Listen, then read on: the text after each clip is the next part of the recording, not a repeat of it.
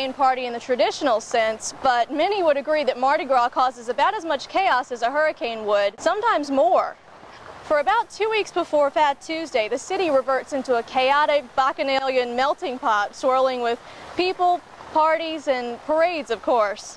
Add to that a staggering amount of alcohol, and another ingredient becomes necessary: the police force, who dedicate their lives during this celebration to keeping the masses, whether they're intoxicated with carnival spirit or just spirits, orderly and safe.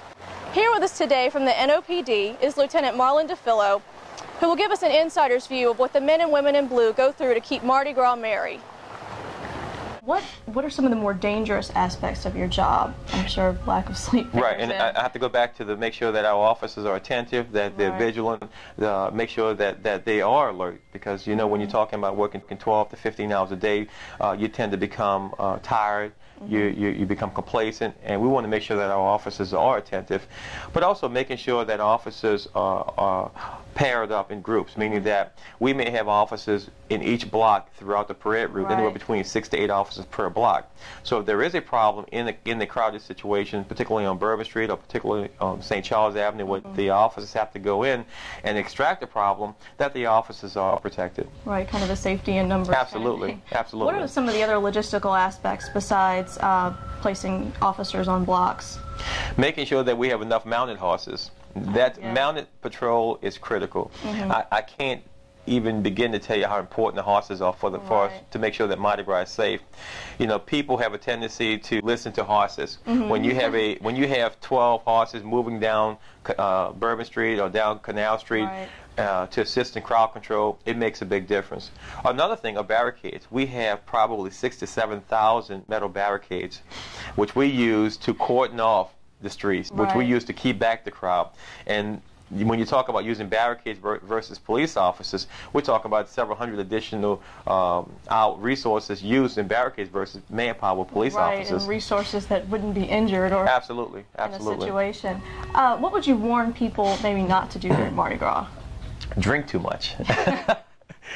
People, you know, New Orleans has a reputation for being a party town, and when people come to New Orleans for the first time, they get caught up in the festivities and the celebrations, and knowing that they can consume alcohol literally on a 24-hour basis and not eating properly, they tend to become inebriated and really intoxicated.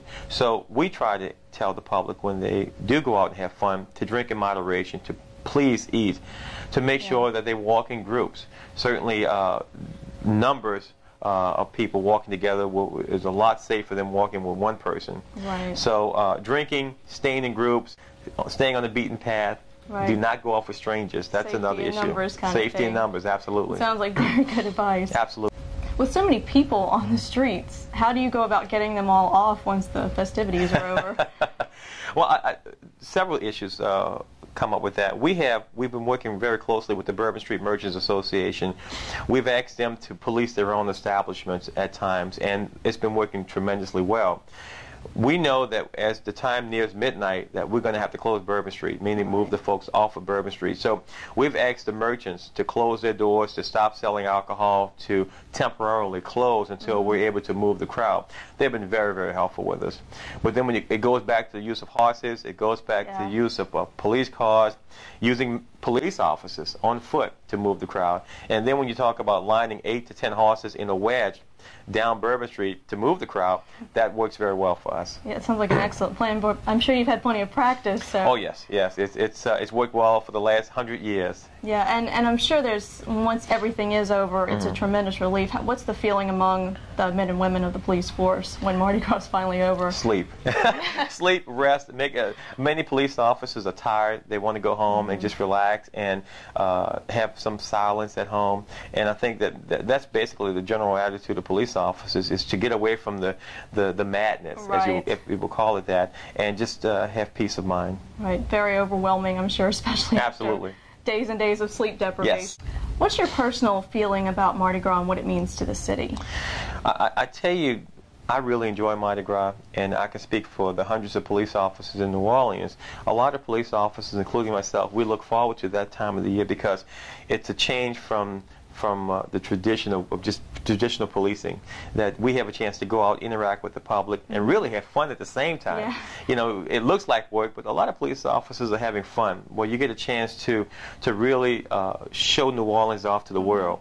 And if we can go out as a police agency, everyone is safe, that there are no major incidents, and the world knows that we've done a great job, that's a good feeling. It really is. And Mardi Gras adds so much to the character of the city, and I know everyone is indebted to the officers of the police force for keeping everyone safe and keeping everything running smoothly. Absolutely, absolutely.